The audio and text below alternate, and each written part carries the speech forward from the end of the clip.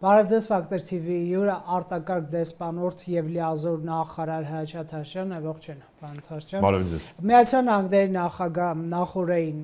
Պուտինի հետ զրույց է ունեցել եւ դրանից հետո հայտարարում է, որ հույս ունի Պուտինը կկանգնեցնի պատերազմը, բայց նաեւ իհարկե Թրամփը չէր բացառում Ռուսաստանի դեմ պատժամիջոցների խստացումը, Ռուսաստանը եւ Ուկրաինան անմիջապես կսկսեն բանակցություններ հրադադարի շուրջ եւ ավելի կարեւոր պատերազմը ավարտելու ուղղությամբ լավատես է նա, ասում է հրադադարի պայմանները կքննարկվեն երկու կողմերի միջև եւ անգամ Վատիկանն է պատրաստ հյուրընկալել այդպիսի բանակցային process, այդ կկանգնի պատերազմը, հարցերի հարցը սա է, պարոն Թաշյան, դուք ինչպես եք տեսնում այս գործընթացը, ինչին է դեպի գնում։ Հա, շնորհակալություն հարցի համար, շատ հետաքրքիր իրադարձություններ են ծավալվում եւ երեք ավելի ուրեմն հասան կուլմինացիային իրենց, այս փուլում գոնե կուլմինացիային։ Նայեք ինչ է տեղի ունենում, ուրեմն ամսի 17-ին հանդիպեցին Ստամբուլում դիվանագիտական պատվիրակություններ երկու կողմերից, Ուկրաինայից եւ Ռուսաստանից, որևէ ինչ-որ լուրջ արդյունքի չհասան, դրանից հետո նայեք ինչ հետաքրքիր բաներ կան, զարգացումներ կան, Ամերիկայի Միացյալ Նահանգների պետքարտուղար Մարկո Ռուբիոն հայտարարեց, որ նշեց, ընդգծեց, որ իրենք հասկանում են, որ որևէ լուրջ տեղաշարժ այս բանակցություններում կարող է տեղ ունենալ, եթե լինի ուղիղ շփում երկու նախագահների միջև, այսինքն Տրամփի եւ Պուտինի միջև, այո, այսպեսի բան եղավ, բայց միևնույն ժամանակ ընդգծվեց, այսպես ակնարկվեց, որ եթե դրանք շատ ձգձգվեն այդ բանակցությունները, եթե չբերեն որոշակի արդյունքի չհանգեցնեն, ապա ուրեմն Ամերիկայի Միացյալ Նահանգները կդադարեն իրենց միջնորդական գործունեությունը եւ վերջը, դա սպառնալիք է որևէ կողմի, երևի կարելի է այդպես էլ մեկնաբանել, կարելի է թե այդպես երևի թե այսպես ակնարկ կա մեջը, որ գիտեք, մեր սա այնքան էլ մեր գործը չի։ Ես կասեմ, Տրամփի մեկնաբանությունները այդ հեռախոսազրույցի շատ հետաքրքիր են, ինքն այնտեղ բաներ ասում է։ Ես կանդրադառնամ այդ հարցին, բայց գուցե եւ այսպեսի բան կա, ոչ թե սպառնալիք, բայց ակնարկ է, որ գիտեք, մենք այնքան շատ չենք ուրեմն հետաքրքրված սրանով, սա այսպես եվրոպական հարց է, եվրոպական տիրույթում գտնվող հարց է եւ շատ Համենայն դեպս այսպիսի բաներ են գնում, այսպիսի խոսույթ է, որ մենք այդքան շատ ջանք եւ եռանդ չենք գործադրելու, չենք կենտրոնանալու այս մի հարցի վրա։ Նայենք, տեսնենք թե ինչպիսի մեկնաբանություն արեցին երկու նախագահները իրենց ունեցած հեռախոսազրույցի վերաբերյալ։ 2 ժամ է տևել հեռախոսազրույցը, որը ի դեպ դիվանագիտական բանի համար, շփումների համար բավականին տևական ուրեմն խոսակցությունն է, բավականին մեծ Այո, բավականին մեծ, որովհետև տեղողություն է, այո։ Շատ երկար է։ Նայեք, ուրեմն թեման էլ փոքր չի, շատ։ Հա, իհարկե, ֆունդամենտալ թեմա է։ Եվ նայեք, ուրեմն նախագահ Տրամփը շատ էսպես մեծ օպտիմիզմով է լավատեսությամբ է սկսում մեկնաբանել այդ իր press briefing-ի ժամանակ եւ ասում է, որ կողմերը ռուսներն ու ուկրաինացիները անմիջական, այսինքն անմիջապես անցնելու են խաղաղ պայմանագրի բանակցություններին։ Ընդգծում է, որ եւ դա պետք է տեղի ունենա իրանց միջև, այսինքն ուղիղ շփման արդյունքում Ուկրաինա, Ռուսաստան եւ նաեւ շատ կարեւոր էսպիսի ակնարկներ անում, որ պատրաստ է Միացյալ Նահանգները սկսել տնտեսական, առողջական համագործակցություն Ռուսաստանի հետ։ Կնեք, ես ուզում եմ հիշեցնել նաեւ Ռուսաստանի նախագահի խոսքով Թրամփին ասել է, որ Մոսկվան կառաջարկի Կիևին մշակել հուշագիր ապագա Հեսա կասեմ, նայեք տարբերությունները, ես ուզում եմ տարբերությունները նշել, թե ինչ տարբեր կերպով են իրենք մեկնաբանել նույն զրույցը։ Եվ ասում է, որ ուրեմն պատրաստ է բան անել, առողջական համագործակցություն, դա նշանակում է, որ պետք է հանի պատժամիջոցները գոյություն ունեցող, կիրառվող պատժամիջոցները, եւ որ Ռուսաստանը մեծ շահերք ունենա եւ աշխատատեղերի ստեղծման առումով եւ ներդրումների ներգրավման առումով։ Դուք նշեցիք, որ Վատիկանն է պատրաստ եւ այլն։ Շվեյցարիան։ Այո։ Հաջորդ օրը նա ավելի իջեցնում է այդ բանը, նշած զորը օպտիմիզմի, լավատեսության, մի քիչ ավելի քիչ լավատեսությամբ է խոսում այդ մասին, թեպետ նշում է, որ տոնայնությունը լավն էր, ընդհանուր մթնոլորտը շատ լավն էր զրույցի նախագահ Պուտինի հետ, եւ ասում եմ, որ բայց մի բան պետք է տեղի ունենա անպայման մի բան պետք է լինի, թե չէ մենք ունենք այդ կարմիր գծերը, որից հետո մենք չենք շարունակի զբաղվել այս գործով։ Ինչ ասում նախագահ Պուտինը, ասում է նայեք, մենք պատրաստ ենք եւ առաջարկում ենք եւ պատրաստ ենք սկսել ուկրաինական կողմի հետ խոսել, բանակցել, ուրեմն խաղաղ պայմանագրի վերաբերյալ փոխըմբռնման հուշագիր։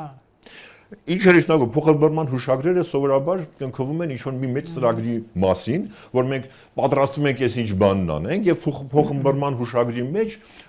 սահմանվում են, ձևակերպվում են սկզբունքները,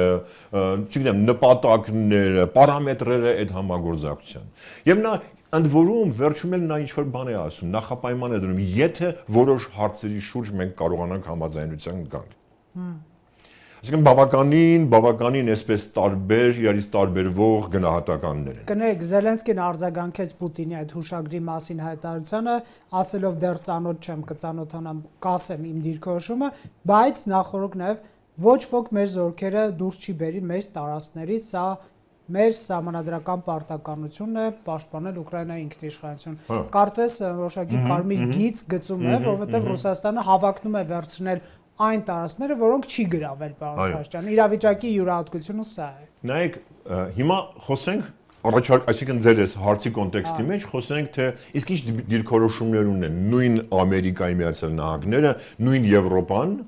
բանի հետ միասին, Ուկրաինայի հետ միասին, կարծեք իրենք ունեն համաձայնեցված, այսպես, փոխհամաձայնեցված դիրքորոշում եւ Ռուսաստանը։ Ռուսաստանը, ինչպես ասեցիք, իրենց պահանջը հետեւյալն է։ Այսինքն իրանք 4 շրջանների մասին են խոսում, հա, Ղրիմի մասին չեն էլ խոսում,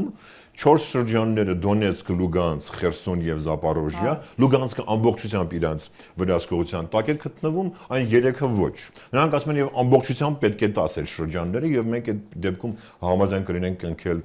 խաղաղ պայմանագիր, քանի որ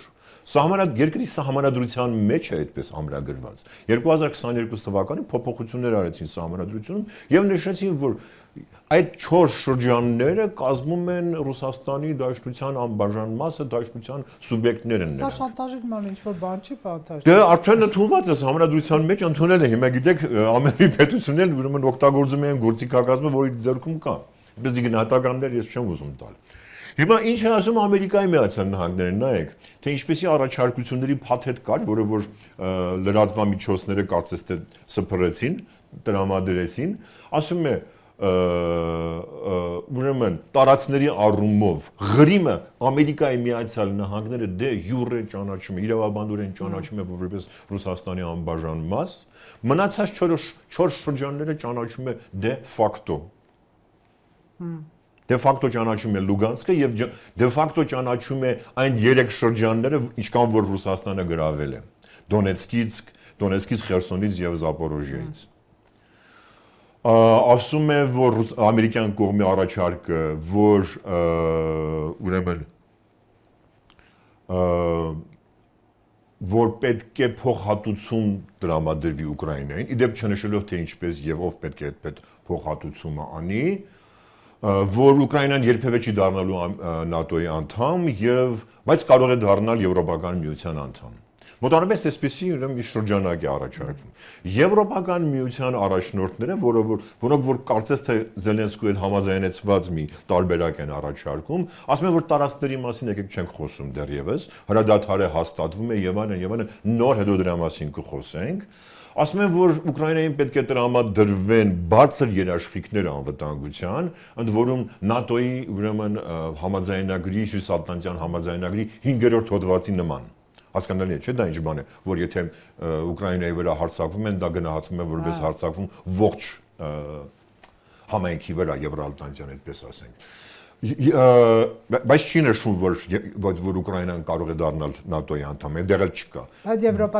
Եվրոպական միության անդամ կարող է լինել։ Եվրոպական զորքեր մասնել խոսում։ Եվ խոսում են, որ կարող են լինել տեղակայվել, ուրեմն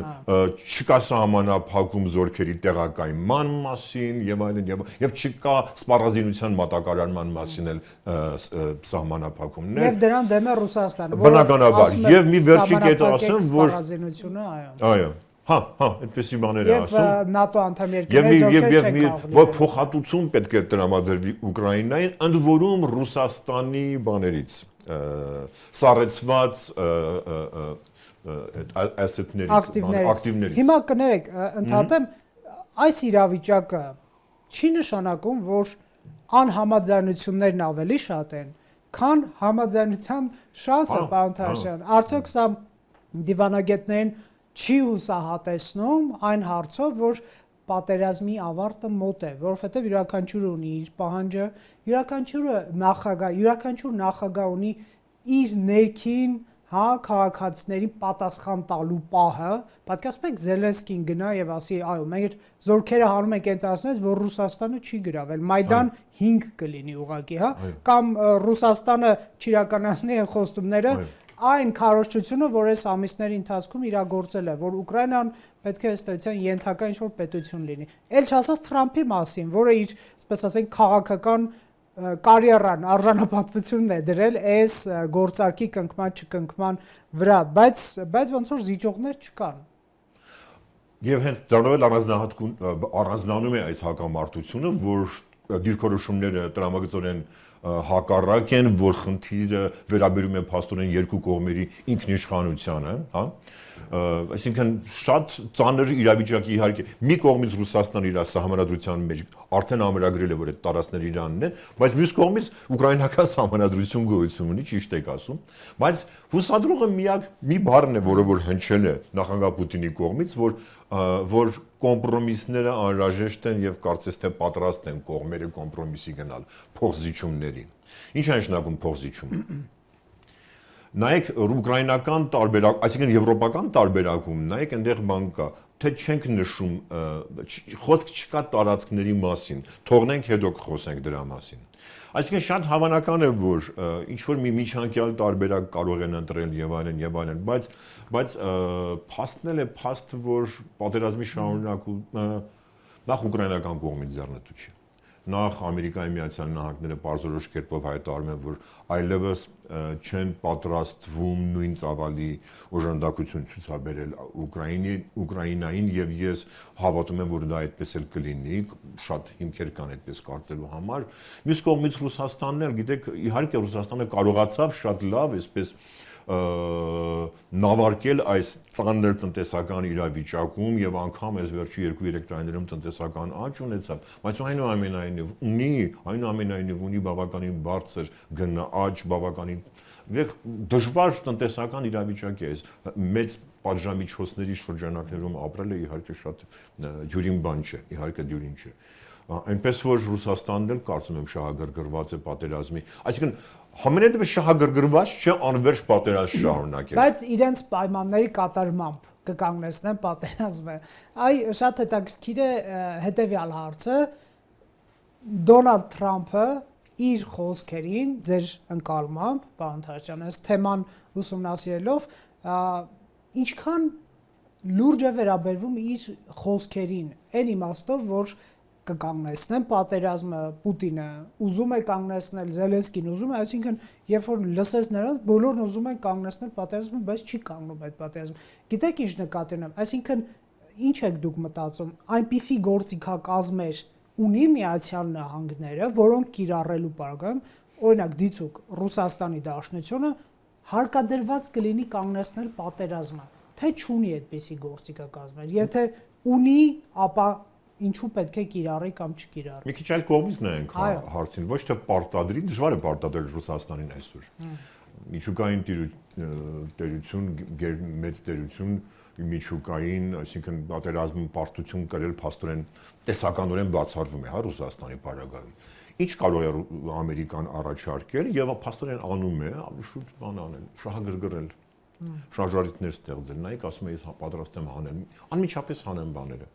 կիրառվող պատժամիջոցները, պատրաստ եմ համագործակցել, առևտրական համագործակցություն ծավալել Ռուսաստանի հետ։ Եվ նույնը ասում է Ուկրաինային իհարկե։ Գուցե սա շատ ինչ-որ մի շարժարիտ դառնա կողմերի համար։ Բայց Պուտինի մոտիվացիան պատմական արդարություն վերականգնելու ճակերտների մեջ այսինքն դրանք տարբեր հարթություններ են, չէ՞։ Թրամփը տնտեսական շահերից է դիտարկում տնտեսական գործակցություն,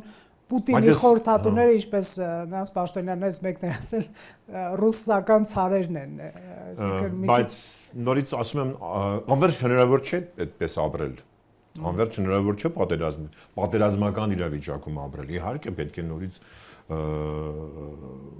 ուրեմն փնտրել խաղաղ գոյակցության արևմուտքի հետ խաղաղ Եվրոպայի հետ խաղաղ գոյակցության, այն չեմ ասում Ամերիկայի Միացյալ Նահանգների հետ խաղաղ գոյակցության բանաձև։ Իհարկե սա ես չեմ պատկերացնում թե ինչքան կարող է Ռուսաստանը, ինչքան երկար կարող է շարունակել այս պատերազմը։ Սա իհարկե հիմնական գործոնն է, հիմնական արգումենտն է, որը խոսում է պատերազմի դադարեցման կամ ինչ-որ բանաձև գտնելու հրադադարի հասնելու համար բանաձևեր գտնելու օգտին։ Այսինքն այդ օգտին վկայող հիմնական արգումենտն է։ Կհամաձայնեք վստահաբար, պարոն Թաշյան, որ Ռուսաստանի խնդիրը, այսպես ասենք, ոչ այնքան այն մասին է, որ գյուղով եւ որ քաղաքով, որ բլուրով, որ լճի վրայով այդ սառեցված սահմանը անցնելու, քան այն մասին, որ Ամերիկան իր հետ հաշվի կնստի, Եվրոպան իր հետ հաշվի կնստի, հատկապես եվրոպական մայրցամաքի անվտանգության վերաբերյալ որոշումներ կայացնեն, ասենք ՆԱՏՕ-ի ընդլայնման, հա, ՆԱՏՕ-ն ինչպիսի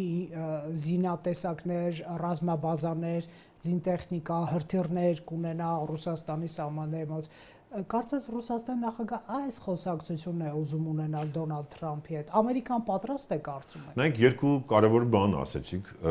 ձեր հարցադրման համատեքստում երկու կարևոր բան։ Նախագահ Պուտինը իր մեկնաբանություններում ասում է, որ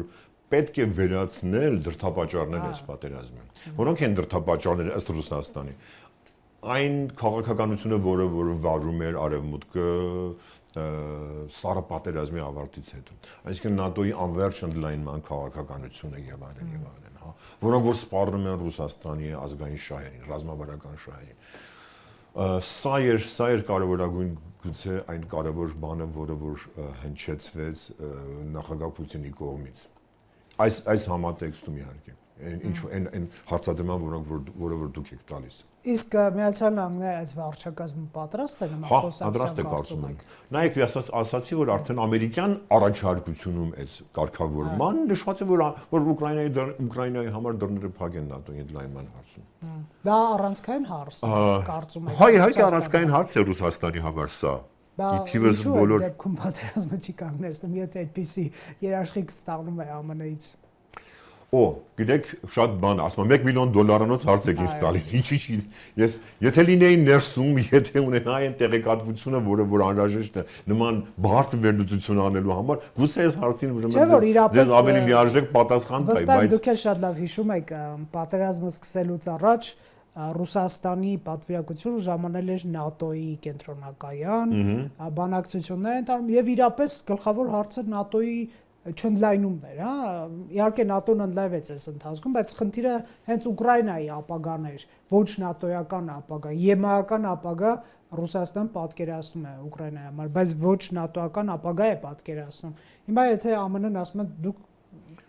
հանգիստ եղեք, նրանք չեն մտնի ՆԱՏՕ, հա, բայց այս խոսակցությունը այստեղ չի կանգնում։ Լավ, ասում ես պես, Ռուսաստանն այսպայն առավելություն ունի եւ պետք է օգտագործի եւ կուզե օգտագործել ինչ առավելագույնս այդ առավելությունը։ Հնարավորինս ավելի, հա իհարկե, ինչքան հնարավոր է ավելի շատ ուրեմն բաներ ակտիվներ ամրագրել իր համար, տարածքների եւ այլն տեսքով։ Չի նշանակում, որ նախագահ Թրամփը եւ նրա ադմինիստրացիան սխալվեցին հենց սկզբից Ռուսաստանին տալով երաշխիքներ, որ ՆԱՏՕ չի մտնի Ուկրաինան։ Այսպիսի երաշխիքներ իհարկե դժվար է տալ, բայց ՆԱՏՕ չմտնելու առումով նայեք, Ամերիկայի Միացյալ Նահանգներում ընդհանրապես այդ միտքը, այդ գաղափարը, որ ՆԱՏՕ-ին լայնումը այնքան էլ լավ նախաձեռնություն չի, այնքան էլ լավ գաղափար չէ, շատ վաղուց գոյություն ունի։ Շատ վաղուց, անգամ կարելի ասել 90-ականներից։ Նայեք, 2008 թվականին Բուդապեշտի գագաթաժողովին ՆԱՏՕ-ի, որտեղ ընդունվեց, որ ՆԱՏՕ-ի դռները բաց են Ուկրաինայի Վրաստանի համար, ուրեմն դրան նախորդել էր մեծ մի նամակ նախկին պաշտոնյաների, բարձրաստիճան պաշտոնյաների ամերիկացի, որոնք որ դեմ էին հանդես գալի այս նախաձեռնությանը, այս գաղափարին, եւ զգուշացնում էին, ասում են մի արեք այդ բանը։ Ուրեմն կար արևմուտքում էլ կար տարաձայնություն, լուրջ տարաձայնություն այդ վերաբերյալ եւ նախագահ Սարկոզին եւ Անգելա Մերկելը Գերմանիայի ղեկավարը դեմ էին, բացի դեմ էին հանդես գալի այս նախաձեռնությանը դեմ են այդ դրան գիտեք ամերիկյան քաղաքագիտության այն կոչվում է ռեալիզմի դպրոցը բոլոր ներկայացուցիչները գրեթե եւ շատ խոշոր դեմքեր այդ ասպարեզի կրկին բարձրաձայնել են ուրեմն իրենց մտավախությունը այդ հարցում որ չի կարելի Ռուսաստանին իզուր տեղը բանանել ջղայնացնել, այսպես ասեմ, հա չի կարելի սպառնալիքներ ստեղծել եւ պետք չէ այդ բանն անել, պետք շատ մոտենալով դու դիպչում ես իր ազգային շահերին, իր ռազմավարական շահերին, իր անվտանգության շահերին եւ ստեղծում ես լարվածության մի օջախ։ Գնայք, երբ որ Թրամփը ասում է ես լինեի նախագահ, այս պատերազմը չէր լինի։ Շատերը սա ընկալում են որպես մակերեսային հայտարարություն, դե գլուխ է գովում։ Այդպես կարելի է նայել հենց հարցին։ Բայց ենթադրել է նա հենց այդ ռեալիզմի դպրոցի հավանաբար դա իհարկե Ուկրաինայում մենք խոստում չէինք տա որ դու կլինես այո այդքան խոստումներ չէինք տա եւ սիր խոստումներ էին հա փաստորեն ստացվում են այք որոնք որ հանգեցրեցին այդ արճակատմանը սին է խոստում փաստորեն այդպես է ստացվում եթե նայենք իրականությանը Իսկ ուկրաինացիները բանտաժան իհարկե նրանք այս ողբերգության ամենատուժող կողմն են թե տարածքներ կորցնելով թե մարդկային կորուստներ ունենալով ամեն դեպքում եկեք փորձենք նրանցել հասկանալ հա որպես պետություն ուզում են այսպես պրո-եվրոպական պրո-արևմտյան կուրս ունենալ Եվրամիությանը անդամակցել դա ինչքան էլ Հայաստանում որոշ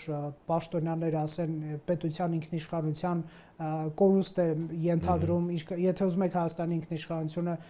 ապահովի մի գնացեք Եվրամիություն եւ այլն պարոն Քոչարյանն էր օրեր առաջ ասում ամեն դեպքում Եվրամիության այն երկրները որոնք փոքր են ռեսուրսներով եւ այլն նրանք շահում են որովհետեւ մեծ երկրներից ըստ էության որոշ չափով ավելի շատ են ռեսուրսներ կարողանում ներգրավել հարուստ երկրներից կարող եք համաձայնվել կարող եք ոչ բայց ամեն դեպքում ուկրաինացիները իրենց պետության ապագան ԵՄ-ում են տեսնում եւ շատերն ասում են ՆԱՏՕ մտնելու թեման էր որ Ռուսաստանին գրգռեց բայց Մայդանը երբ որ եղավ այն ժամանակ կհիշեք այդ ասոցիացիան համաձայնագրից Յանուկովիչի հրաժարվելու խնդիրն էր որ մարդկանց դուրս բերեց փողոց հա նա համարյա ստորագրման էր հասել հետո հրաժարվեց եւ նոր իշխանությունը որ եկավ դա արդեն ստորագրեց ուզում եմ ասել առիթը գոնե այս ամեն ինչը այս պատմության դա էր այ ինչ է ստանում Ուկրաինան արդյոք նրանք ամեն դեպքում այսքան զոհողություններից հետո կարող են գոնե ինքնուրույն որոշումներ կայացնելու իրավունք վերցնել եթե ոչ ՆԱՏՕ-ի համատեքստում ապա չգիտեմ ԵՄ-ի համատեքստում ինչ եք դուք տեսնում նրանց իմաստով նայեք եվրոպական միությունը ինչ է տալիս ինչ կարող է տալ Ուկրաինային իհարկե այնինչ կոչվում է ճիշտ ինստիտուտների կամ արդյունավետ ինստիտուտների ստեղծում եւ երևի թե տնտեսական եւ քաղաքական զարգացման համար լավ նախադրյալների ձեռքբերում սա է հիմա եթե ուկրաինացի ժողովուրդը այդպիսի կամք ունի այդպիսի տեսակետ ունի շարժվելու այդ ուղղությամբ շարունակելու է գուցե չեմ կարող ասել չեմ կարող ես դատել ուկրաինացիների փոխարեն իհարկե բայց ես կարող եմ տեսնել որ ինչ է տալիս իրենց ինչ է տալիս իրենց եվրոպական միությունը եւ գուցե մեկ ուրիշ հանգամանք էլ կա իրենք այդ միջոցով փորձում են այսպես ասած մեղմ ասած ինքնահաստատվել հաստատել իրենց ինքնությունը որտեղ այդ ինքնությունը շատ սերտորեն կապված է նույն ռուսական պետության հետ նախկին սովետական միության հետ, ռուս ժողովրդի, ռուսական մշակույթի հետ, սերտորեն այսպես միահյուսված է եւ գուցե դա իրենք գուցե ես շատ ծանոթ չեմ իրենց այդ ներքին քաղաքական խմորումներին եւ ուրեմն բաներին, գաղափարախոսություններին, ներքին հոսանքներին, բայց ենթադրում եմ, կարող եմ ենթադրել, որ դա գուցե մի միջոց է, որի շնորհիվ Ուկրաինան ձգտում է ձեռք բերել հստակ եւ անստասան ինքնություն, որը որ ռուսական չի լինի եւ այդպեսով պաշտպանվի փաստորեն ռուսական հզոր ազդեցությունից, այդպես մեծ ճնշումից, որը որ բնական ճնշում է, մշակութային եւ քաղաքակրթական։ Ի վերջո հարևան պետություններ են եւ հա, չէ, ի վերջո նույն էթնիկական գիտեք ծագումն ունեն եւ այլն, շատ այնտեղ միլիոն ուրեմն կապերով են կապված իրար հետ։ Պարոն Թաշյան, շատ լավ։ Եկեք մենք հասկանանք նաեւ Հայաստանի Հանրապետության դիրքավորումը այս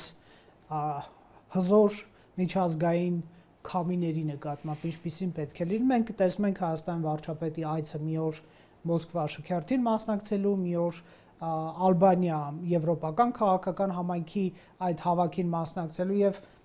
տարբեր կողմերից մեկնաբանություններ կամ եթե Մոսկվայի գնում ուրեմն ծնկում է Պուտինի առաջ, եթե Եվրոպայի գնում ուրեմն մեզ Ռուսաստանի հետ թշնամացնում է, այդ ձեր կարծիքով դուք ինչպես եք բնորոշում այս քաղաքականությունը, սա արդյոք համարժեք է միջազգային իրադրությանը, թե Հայաստանը պետք է շատ կոնկրետ գույն որդեգրի աշխարհաքաղաքական։ Մենք այսպիսին ենք, ունենք կոնկրետ թշնամիներ, բարեկամներ, այսինքն որոշակի ճամբարավորում ընտրի, որովհետև Հայաստանի իշխանությունը շատ են հակում նաև դրան, այսպես ասենք Արմենտամետ Բևեռի մարդիկ ասում են մենք Լուկաշենկոյի, Պուտինի մյուսների հետ կանգնելու բան չունենք եւ ԵՄ գնանք ռուսական, այսպես ասենք, ինտեգրացիոն միավորումներից միանգամից դուրս գանք եւ այլն, մյուս կողմից էլ որ հատկապես խորհրդանական ընդդիմություն տեսնում է Ռուսաստանի հետ ավելի սերտացման մեջ։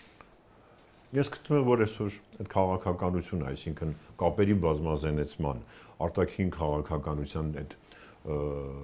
բազմազանեցման քաղաքականությունը համահունչ է, ճիշտ է, համապատասխանում է ներկա իրավիճակին։ Այսինքն ինչպես համարժեք է ներկա իրավիճակին եւ ընդհանրապես ես գտնում եմ, որ Հայաստանի համար այդպիսի բաժանարար գծերի մեջ հայտնվելը շատ վտանգավոր բան է։ Եվ նախ եւ առաջ փոքրիկ մի պետություն, պատկերացրեք, եթե դու դառնաս ինչ որ եւ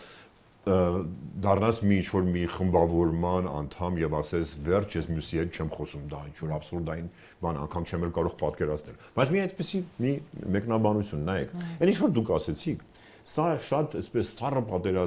պատերազմի ժամանակաշրջանի տրամաբանությունից բխող մի հոգեբանությունից ուրեմն բխող մի իրավիճակ է, պարադիգմ է։ Այսինքն կամ էստեղ կամ այնտեղ, կամ սև կամ սպիտակ։ Նայեք, սառը պատերազմի տարիներին ինչպես էր ապրում աշխարհը, հա։ Աշխարհը բաժանված էր երկու մասի եւ ամեն մեկը իր կյանքով ապրում էր։ Տնտեսական կապերը դրանց միջին շատ փոքր էին։ Կային իհարկե կար սովետական միությունը սկսեց 70 թվականներից ահագին մեծ ծավալով նավթ ու գազ արտահանել դեպի Եվրոպա, բայց այդ մեծ ինտեգրացիա, տնտեսական ինտեգրացիա արևմուտքի եւ արևելքի միջև չկար։ Հիմա հակառակ պատկերն ունենք։ Այս 30-35 տարիները, որի ընթացքում աշխարհում տեղի ունեցավ այն, ինչ կոչվում է տնտեսական գլոբալիզացիա, աշխարհը միահյուսեց տարբեր պետություն, տարբեր երկրների տնտեսություններին միահյուսեց միմյանց։ Փոխկապակցվածություններ մեծ աստիճան։ Հիմա նայեք, այսպեսի մի թվեր բերեմ, նայեք, աշխարհում ուրեմն պարզվում է 300 միլիոն ընկերություն 12 միլիարդ գործարքներով, գործողություններով կամ շղթաներով միմյանց հետ կապված են։ Դուք հասկանում եք ինչ է նշանակում դա, այսինքն ապրանքներ Եվրոպայից գնում են դեպի Չինաստան, Չինաստանից ուրեմն դա ընդ որում ոչ թե պատրաստի ապրանքներ, այն ինչ որ դետալներ, ինչպես է կոչվում հայերեն են բաները, կոմպոնենտները, ինչ որ մի բան հա սարքելու, ինչպես է հայերեն ճիշտ բառը մի տեղից մյուս տեղն է գնում, նայեք օրինակ Airbus ինքնաթիռը մեծ են բաները, սուպերջեթերը 4 միլիոն կոմպոնենտ ունի։ Եւ երևի մի քանի 100,000 ընկերություն է աշխատում դրա վրա։ Ամեն մի փոքրիկ, իհարկե ամեն մի փոքրիկ դետալ։ Եվ Եվրոպայում չի ամեն կենտրոնացած։ Իհարկե մեծ մասը Եվրոպայում է կենտրոնացած, բայց հսկայական բաներ կան ուրեմն, որ հարավ-արևելյան Ասիայում է, հեռավոր Ասիայում է, հեռավոր արևելքի Ասիայում է։ Նայեք, Չինաստանը այսօր ունի $1 տրիլիոն արտաքին առևտրական ավելցուկ։ Դուք հասկանում եք ինչ հսկայական առևտուր է անում։ Ինչ հսկայական միջազգային առևտուր կա։ Եվ ասեմ ձեզ, որևէ պետություն այսօր շահագրգռված չէ նման այդ սառը պատերազմի ոճով բաժանարար գծերի գոյացմամբ։ Որևէ մեկը շահագրգռված չի։ Լինի դե ինչ ասեմ ձեզ, Թուրքիան, Եգիպտոսը կամ Հնդկաստան, որևէ մեկը, ես չեմ խոսում արևմուտքի մասին, որը որ իրոք շահագրգռված չեն, բնականաբար։ Այս ձեր հարցադրումը ծնվել է ինչ իրավիճակից։ Քանի որ այսօր կա լուրջ էսկալացիա Ռուսաստան եվրոպական աշխարհ դրանց միջև էսկալացիա գոյություն ունի, դրա համար այդպիսի հարցադրում է մեզ մոտ առաջանում։ Այդ էսկալացիան էլ առաջացել է, այդ լարվածությունն առաջացել է Ուկրաինայի այդ խնդրի շուրջ։ Եթե դա չլիներ, այսպիսի հարցադրում էլ մենք չէինք ունենա։ Իմ խորին համոզմունք Հայաստանը պետք է կարողանա ուրեմն բոլոր կողմերի հետ լավ հարաբերություններ ունենալ։ Իհարկե դժվար դիվանագիտական հարց է, այս փուլում, բայց սա է իմ պատկերացումը։ Օրինակ, երևի թե մեզ մոտ շատ են լսում նաև օրինակ Բալթյան երկրների պաշտոնյաների հռետորաբանությունը, որոնք գտնվելով Ռուսաստանի հարաբերությամբ ագրեսիայի մեծ վտանգ են զգում, լինելով նաև ՆԱՏՕ-ի անդամ, ամեն դեպքում իրենք վախեր ունեն, որ Ռուսաստանը կարող է հարձակվել իրենց վրա եւ իրենք շատ արմատական են, հա, այսինքն Ռուսաստանի այդ հայտարարությունները, բայց մենք եւ նրանք տարբերվում ենք մի շատ կարևոր բանով եւ ՆԱՏՕ-ի անդամ չենք մենք, Եվրամիության անդամ չենք, այսինքն մենք չունենք այդ հովանին, չունենք մի մեծ անվտանգային եւ տնտեսական հովանի, նաեւ քաղաքական, որը մեզ կպաշտպանի եւ մեր լեզուն կերկարացնի։ Այ Թուրքիայի հետ հարաբերությունները կհիշեք, մեր քաղաքական գործիչներ, ժամանակի իշխանություններ եւ շատերի, հա, լեզին ինչ էր երկար։ Այստեղից ինչ ասես կարող են ասել դրոշ այրել, սպառնալ եւ որովհետեւ կարող Ռուսաստան, որը միշտ կպաշտպաներ մեզ։ Որովհետեւ Ռուսաստանի թիկունքից ենք այդ ամեն ինչը անում։ Այո, պաշտպանելով, թաքնվելով Ռուսաստանի։ Եվ պարզվեց, որ դա ըստ էության մենք չունենք թիկունք, բայց անում ենք դա կարծելով, որ ունենք թիկունք, հա, այսինքն Ռուսաստանը մեզ երբեք չի հովանավորել Թուրքիայի։ Դա մեր երևակայությունն է եղել։ Նույնը Ադրբեջանի հետ, հա։ Հիմա ստացվում է, որ մեծ եղբայրների ապավինելու ժամանակները կարծես անցնում է եւ ինքնուրույն խաղի մեջ մտնելու խնդիր ունի Հայաստանը։ Այ ինչպես եք դուք մտածում այս հարցի շուրջ։ Ինչպես է հնարավոր առաջ գնալ առանց մեծ եղբայրների, այսպես սուբյեկտիվությունը զգալով, շատ զգույշ քայլերով։ Այսպես մի արտահայտություն կա, Չինաստանի երբեմնի ղեկավար, ով սկսեց նախաձեռնեց բարեփոխումներն, ասեց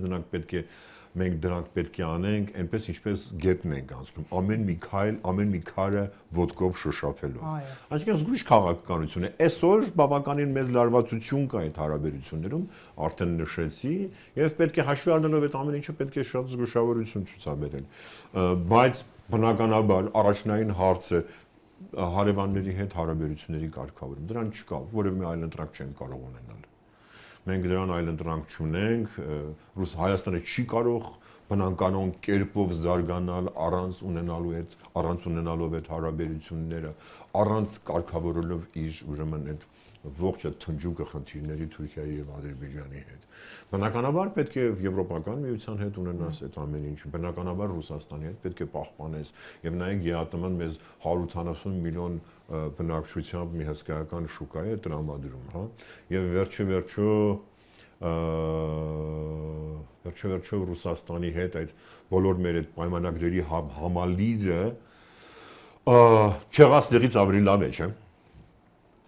Համալիրը անվտանգության առումով, անվտանգության ապահովման առումով, չէ՞։ Մենք այսօր չունենք որևէ այլ գործիք, որը որ կարող ենք ասել, որ կարող է աշխատել Թուրքիայից հավանական վտանգները ուրեմն չեզոք հասնելու հարմար։ Թեպետ ես այսօր չեմ գտնում, թե Թուրքիան կարիք ունի Հայաստանի վրա հարձակվելու, որևէ դրա համար որևէ կարիք չի տեսնում։ Եթե ինքը խնդիրներ ունի Հարավային Կովկասում, իհարկե կարող է լուծել Ադրբեջանի միջոցով, բայց ամեն դեպքում, եթե նայում ես այս բան ես անում, եթե այսպես իմի ես բերում մեր ողջ հնարավորությունները, պայմանագրային գործիքները, դիվանագիտական գործիքները եւ այլն, տեսնում ես, որ այսօր ուրեմն հայ-ռուսական այդ համաձայնագիրը, որ կնքվել են 97 թվականին, 95 թվականին ռազմաբազայի մասին, դրանք այսօր բաներ չունեն դեռևս, այլընտրանքներ չունեն։ Թեպետ պետք է նշել, որ նույն Ամերիկայի Միացյալ Նահանգները եւ Եվրոպական միությունը այսօր բավականին կոնստրուկտիվ, այսպես շատ կառուցողական դեր են կատարում մեր տարածաշրջանում եւ բնականաբար բավականին այսպես մեծ վստահությամբ կարող են ասել, որ ազդում են այս կայունության պահպանմանը դրական կերպով։ Տեսեք, հարևանների հետ հարաբերություններ, խոսենք հատկապես եւ սրանով ամփոփենք Թուրքիայի եւ Ադրբեջանի մասով Պանթաշյան։ Շատ հաճախ մեր քաղաքականությունը այս երկու ուղղություններով կրել է պատմական շտաբների արկայություն։ Մենք ունեցել ենք ողբերգություններ, պատերազմներ, ցեղասպանություն, վերքեր, թշնամանք, այսինքն դաշտը ամբողջությամբ պատրաստ է եղել չհաշտվելու իրողությունների հետ եւ մեր աշխարհագրության հետ չհաշտվելու եւ այսինքն եթե ոչ միայն մենք այստեղ օտար ենք թե չէ, այս հարցը չի, այլև չընդունել են իրականությունը, որ գոյություն ունի մեր շուրջը։ Այսինքն որ մի կողմից Ադրբեջանն է, մյուս կողմից պատմական հիշողությունը կամ պատմական այդ ժառանգությունը, որ ստացել ենք, նպաստել է այդ բանին, ինչ որ դուք ասեցիք։ Որովհետև մենք էմոցիաների մեջ ենք միշտ հայտնվում, ինչը շատ բնական է եւ հիմնավոր, բայց երբ որ այդ էմոցիոնալ եւ պատմական հիշողությունները գալիս են արդեն իրական քաղաքականությունում որոշումներ կայացնելու վրա են ազդեցություն ունենում, այստեղ արդեն մենք ստանում ենք 2020 թվականի սեպտեմբերի 27-ին օրինակ Թուրքիայի անվերապահ աջակցություն Ադրբեջանի համար։ Հա, ես կարող եմ ասել, փաստորեն մենք կարելի ասել պարտվել ենք պատերազմը պարտվել ենք Թուրքիային, երևի թե այդպես կարելի ասել։ Եվ ինչպես վերաբաններով իհարկե։ Այսինքն ունենալ այդ պատմության ընկալումը, դա չմոռանալ եւ ինչպես ասում են, չժխտել եւ այլն, բայց նաեւ այսօրվա խնդիրներին փորձել հարաբերվել, այսօրվա, ասես ասենք, մարտահրավերները ընկալել ինչպես դրանք կան եւ ոչ թե ռոմանտիզմով, այլ իրական քաղաքականության հետ հարաբերվելով։ Ինչ եք դուք մտածում։ Շատ པարզ է բանաձևը։ Պետք է ուշադիր նայել քարտեզին, պետք է ուշադիր նայել թվերին, պետք է սիրել այդ թվերը, պետք է հասկանալ թվերը։ Չէ, մեծ եղբայրներից մենք խոսեցինք։ Կան գործիչներ, որոնք քարտեզին նայելով ձեր ասած այդ վարժությունը անելով, մեկը Ռուսաստան, մեկը Ֆրանսիա, մեկը ԱՄՆ, մեկը ԵՄ, տարբեր երկրների բերում են այստեղ, մեծ եղբայր որպես, որ ճնշեն այս երկուսին, որ մեր վրա չհարցակվեն։ Ես այս գործիքակազմը չեմ ուզում նսեմ ասնել, որովհետև կարող է իրապես ասենք ամերիկյան զսպող գործոնը դեր խաղալ Ադրբեջանի չհարցակման հարցում կամ ԵՄ դիտորդների։ Դրանք իրական նշանակություն կարող են ունենալ, բայց երկարաժամկետ դու կարող ես հույս դնել մեծ եղբայրների։ Արդեն պատասխանեցիք հարցին։ Երկարաժամկետ հեռանկարով իհարկե, իսկ ինչպես կարող ես հույս դնել մեկ այլ պետության վրա։ Պետությունների շահերը փոփոխական են, փոխվում են շահերը։ Փոխվում են, նրանք այսօր մեկի հետ են ուզում ընկերություն անել, վաղ ուրիշ խնդիրների առջև են կանգնած, ուրիշի հետ են ուզում ընկերություն, կամ իրենց շահավետ է լինում, իրենց ձեռնտու է լինում ուրիշի հետ ընկերություն անել։ Նրանք փոփոխական են, չկա այդ հավերժությունը այդ հարաբերություններում։ Ուստի պետք է գտնել ինչ-որ բաներ, շատ դժվար, շատ ծանր ճանապարհ է դա։ Որևէ հեշտ բան այդտեղ չկա իհարկե, բայց երբ որ նայում ես Թուրքիային այդ 90 միլիոնոց բնակչությամբ, հսկայական տնտեսությամբ եւ բավականին այսօր լավ արագ զարգացող, ես երեք բառից հունիմաստով տեսա նորություններ եւ ռուսական մամուլում, որ ինչքան մոտ է Թուրքիան սեփական կործանիչ 5-րդ սերնդի կործանիչ ստեղծելուն։ Այսինքն, որը որ բացարձակապես թուրքական կոմպոնենտներից կառուցված կլինի։ Ներառյալ շարժիչը։ Մեն աշխարհում ուրեմն 4-5 պետություն կա, որ այդ ավիացիոն շարժիչ են կարողանում սարքել։ Ամերիկայի Միացյալ Նահանգներ, Մեծ Բրիտանիա, Ֆրանսիա, Ռուսաստան, Չինաստան եւ վերջում Թուրքիան ուրեմն լավ փորձարկումներ է այսօր արել եւ կարողանում է անգամ այդպիսի բան կառուցել, ստեղծել։ Նայեք, ուրեմն շատ լուրջ պետություն է, շատ լուրջ տնտեսություն է, որ մեծ հավակնություններ բնականաբար կունենա այդ այնց հետո։ Սիրիայում նայեք ինչպես է դիրքավորվել արդեն, հա։ Հա, իհարկե, եւ Ադրբեջանն էլ հա իր բանն է, փաստորեն փոքրիկ ինչ որ էլի դիրույթն է։ Այս պայմաններում դու ինչպես պետք է ապրես, Հակել եթե ուզում աչքերը ես, եւ եւ չնկատել ասել թե գիտեք նորից էլի թաքնվել, չկա այդ բանը։ Այդ պարադիգմը փոխվել է, չկա, այլևս չկա այդ Ռուսաստանը։ Եվ Ռուսաստան-Թուրքիա հարաբերություններն էլ, հարաբերակցություններն էլ ուժերի փոխված է։ Սա է ամենակարևորը։ Այնպես ինչպես ես իմ գրքում եմ նշել, այդ հարաբերակցությունը, որ ժամանակ առաջ, ասենք, չգիտեմ, մի 8-10 տասնամյակ առաջ, սովետական միությունը 10 անգամ գերազանցում էր Թուրքիային, բնակչությամբ, տնտեսությամբ եւ այլն եւ այլն։ Այսօր այդ հարաբերակցությունը չկա։ Այսօր Ռուսաստանի շատ դժվար է այստեղ բացարձակ հեգեմոնիա հաստատել Հարավային Կովկասում, որի հետևում մենք կարող ենք թաքնվել։ Խոսքը չի գնում այդպես, գիտեք, բաներ, այդպես խենթ շարժումների մասին խոսքը չի գնում, կտրուկ շարժումների մասին եւ ծայրահեղությունների մասին խոսքը չի գնում, բայց ծայրահեղ քայլերի մասին խոսքը չի գնում։ Ես արդեն ասացի, մեղմ զգուշավոր քայլեր, ամեն մի քարը շոշափելով պետք է շարժվել, բայց առաջնային խնդիր ունենալով, այն ինչ որ հիմա արվում է Պաստորեն Հայաստանի իշխանությունների կողմից, առաջնային խնդիր ունենալով հարաբերություններ կարգավորել հարևանների հետ։ Որտեւ մենք այս տարածաշրջանում ենք ապրում, լուսին չենք գնալու, մեր հարևաններն էլ որևէ միտեղ չեն անհետանալու, չեն գնալու։ Պարզ բանաձև է կարծեմ։ Իհարկե աշխարհագրությունը շատ ծանր գործոն է մեզ համար։ Երևի աշխարհում չկա որևէ երկիր, որը նման աշխարհագրություն ունենա։ Ես հիշում եմ իմ դիվանագիտական կյանքում բավականին լավ, այսպես բարձր դիվանագետների հետ զրուցելուց, իրենք երբ որ հասկանում էին եւ տեսնում էին թե ինչ է Հայաստանի վիճակը, ծանոթանում էին, ասում են, որ այսպեսի աշխարհագրություն գրեթե որևէ մեկը չունի։ Եվ ամերիկացիներն ընկալում են, չէ՞, Իրանի հետ մեր առանձնահատուկ իհարկե ակնկալում են, բոլորն էլ հասկանում են այդ ամենը, իհարկե, հա, իհարկե, ընկալում են ներողություն։ Պարոն Թաշյան, շնորհակալ եմ շատ հարցազրույցի համար։ Մենք ձեզ եմ շնորհակալ։ Ռուս-ուկրաինական պատերազմից եկանք մեր ռեգիոն, ընդհանուր, այսպես աշխարհաքաղաքական իրողությունները շատ կտրուկ են փոխվում։ Ամեն օր մի կարևոր տեղեկություն է լինում եւ շատ կարևոր է տեմպը զգալ իրողությունների ինչպես է փոխվում եւ այդ արտաքին հովանավորների իմաստով երևի Բաշար al-Ասադի ջոկատագիրը լավագույն, ասենք, դասերից մեկը կարող է լինել, որ արտաքին հովանավորները կարող են մի օր չգործել, հա, Ռուսաստանը եւ Իրանը հովանավորում է, չէ՞, այդ մարդուն այսօր նա ստացիան վտանգի։ Շնորհակալ եմ, եթե ավելացնելու բան ունեք, խնդրեմ, պարոն Թաշյան։ Հա, իհարկե շատ հետաքրքիր գործընթացներ են տեղի ունենում եւ հատկապես շատ հետաքրքիր է թե վերջապես ինչպիսին է լինելու Ամերիկայի Միացյալ Նահանգների արտաքին քաղաքականությունը։ Եթե կուզեք մի երկու խոսք դառնալ, որովհետեւ շատ այսպես այս ինչ որ մենք զրուցեցինք դրա հետ շատ համահունչ է։ Համեցեք։ Նայեք, այս հետաքրքիր բան է, բոլորը ակնկալում էին եւ այստեղ էլ մեր բանում էլ կար, լրատվական դաշտում կար այսպեսի էյֆորիա, փոքր-ինչ, որ հեսա Ամերիկայի Միացյալ Նահանգները ուրեմն գրեթե այսպես մեկուսացման քաղաքականություն է սկսելու վարել։ Ինչ եմ դա ասում, որովհետև Ամերիկայի Միացյալ Նահանգներում շատ պոպուլար է, շատ տարածված է այդ գաղափարը, որ գիտեք ինչի համար է մեզ պետք է այդպիսի ակտիվ արտաքին քաղաքականություն, ով է մեզ սպառնում։ Որևէ մեկը չի կարող սպառնել Ամերիկայի Միացյալ Նահանգները, երկու օվկիանոսներ, մեծ կղզի է, վերևում Կանադա, ներքևը ուրեմն Մեքսիկա, այդպիսի խնդիրներ չունի, տնտեսական հարցով էլ գիտեք, ամենաինքնաբավ տնտեսությունն է աշխարհում եւ քիչ կախված արտաքին առևտրից, այսինքն այսպեսի խոսակցություն է դեղ կա եւ շատերը կարծում են, որ նման արտաքին քաղաքականություն կսկսի վարել սահմանափակ այսպես խնդիրներով արտաքին քաղաքականություն,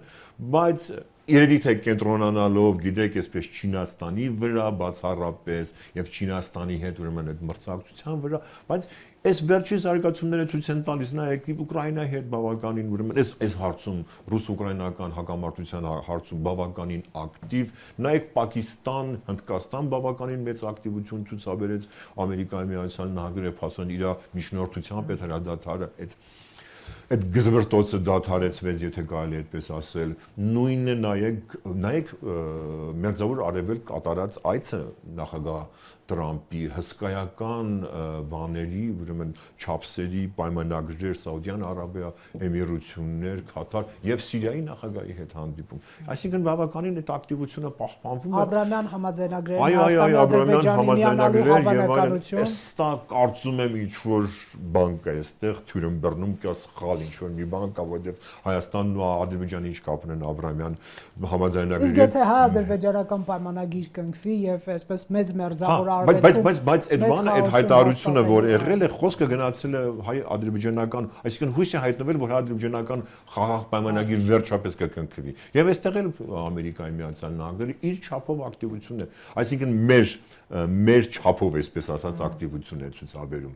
մեր չափով ակտիվություն է ցուցաբերում։ Այսինքն մեկուսացման քաղաքականություն։ Այնպես որ ես չեմ տեսնում դեռևս դա չենք տեսնում, տեսնենք հետագայում ինչ կլինի իհարկե։ Շնորհակալ եմ, կհետևենք պարոն Թաշյան։ Շնորհակալություն։ Factor TV-ում հյուրընկալել ենք Հրաչյա Թաշյանին։